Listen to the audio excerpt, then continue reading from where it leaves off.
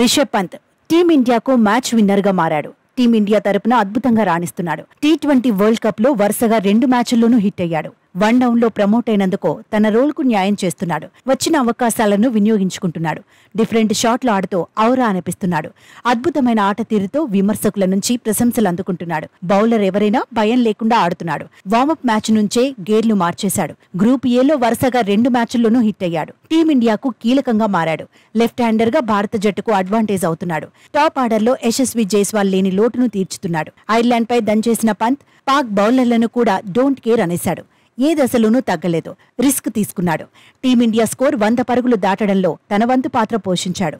Batter గానే కాదు, wicket keeper గాను మెస్మరైజ్ చేస్తున్నాడు. గత టీ20 వరల్డ్ కప్ తో పోల్చితే ఈసారి కాన్ఫిడెంట్ గా ఉన్నాడు. నిజానికి 2022లో Rishabh Pant second choice wicket keeper గా ఉన్నాడు. అప్పట్లో దినేష్ కార్తిక్కే టీం మేనేజ్మెంట్ ప్రయారిటీ ఇచ్చింది.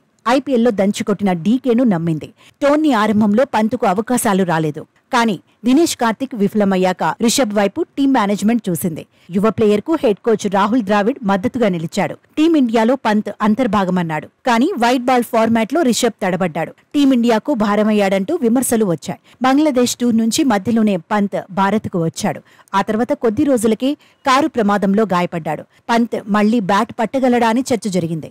ఒకవేళ ఆడినా ఒకప్పటిలా వికెట్ కీపర్ గా సేవలు అందించకపోవచ్చనే కామెంట్స్ వినిపించాయి. శస్త్రచికిత్సల తర్వాత పంత్ మాత్రం వేగంగానే కోలుకున్నాడు. వైద్యులు ఆశ్చర్యపోయేలా రికవరీ అయ్యాడు. మళ్లీ గ్రౌండ్లోకి అడుగుపెట్టాడు. ఐపీఎల్లో ఫిట్నెస్ ను నిరూపించుకున్న పంత్ ఇప్పుడు పూర్తిగా డిఫరెంట్ గా కనిపిస్తున్నాడు. కన్సిస్టెన్సీకి కేర్ ఆఫ్ అనిపిస్తున్నాడు. టీ20 వరల్డ్ కప్ లో పంత్ డిపెండబుల్ ప్లేయర్ అనే నమ్మకాన్ని పెంచుతున్నాడు. జట్టులో సీనియర్లు, జూనియర్లతో పంత్కు మంచి బాండింగ్ ఉంది. కోహ్లీ, రోహిత్ వంటి ప్లేయర్లు యువ వికెట్ కీపర్ కు ఎప్పుడూ మద్దతుగానే ఉంటున్నారు. దీంతో పంత్ స్వేచ్ఛగా బ్యాటింగ్ చేస్తున్నాడు. టీమిండియాకు ప్రధాన ఆయుధంగా నిలుస్తున్నాడు.